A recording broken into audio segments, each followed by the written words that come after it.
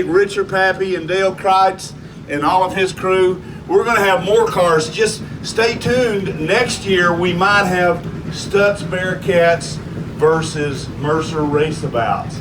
Maybe have about 20 of them here fighting each other along the course. It's going to be a great time. So come back in 2023. We'll have a great time. Wait, tell us about this Nyberg. Nyberg Automobiles. This guy named Henry Nyberg from Sweden moved to Canada, started selling cars in Chicago. He had about a 10-story building. He sold all brands of cars until he decided that he wanted to manufacture a car. My good friends back here, one works for Volkswagen now, the other one used to work for Volkswagen. I told them some time ago, you guys build the best car in Chattanooga, Tennessee, the best car in the South. No questions asked, but you weren't the first. This car, Nyberg, was built here from 1910 to 1912, and I think Mark did an excellent job. If he hadn't hit that bump, I think he went up on the curb a little bit, because the track is smooth, Gillies.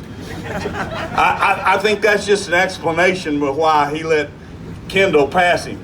So it's a wonderful, wonderful car. It's about a 50 horsepower. It's got a Rutenberg motor in it, and it's got a Mitchell overdrive, fat man steering wheel. I don't know why we got a fat man steering wheel for these two skinny guys, but it's a wonderful car. Houck number 5s.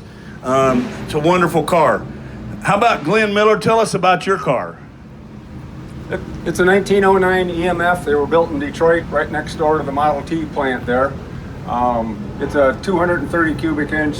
It's like I said, it's the little baby car here. It's only about 30 horsepower, but it's a good running car. It has a transaxle.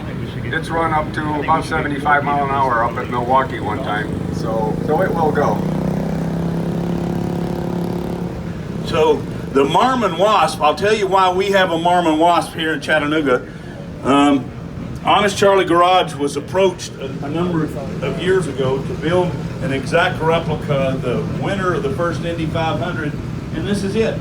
We borrowed the car from the Indianapolis Speedway Museum, measured it, took 3,000 photographs, and then built this car.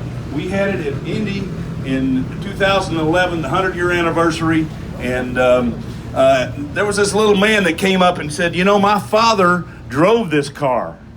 And I said, what do you mean your father? He said, my father, Ray Haroon. This guy was 93 years old, and he actually signed the cal of our reproduction. It's a reproduction of the car that's in the Indianapolis Speedway Museum, and it is dead on. It is absolutely an amazing car. That's typical of the cars. Richard Pappy and Dale Kreitz have some really wonderful cars.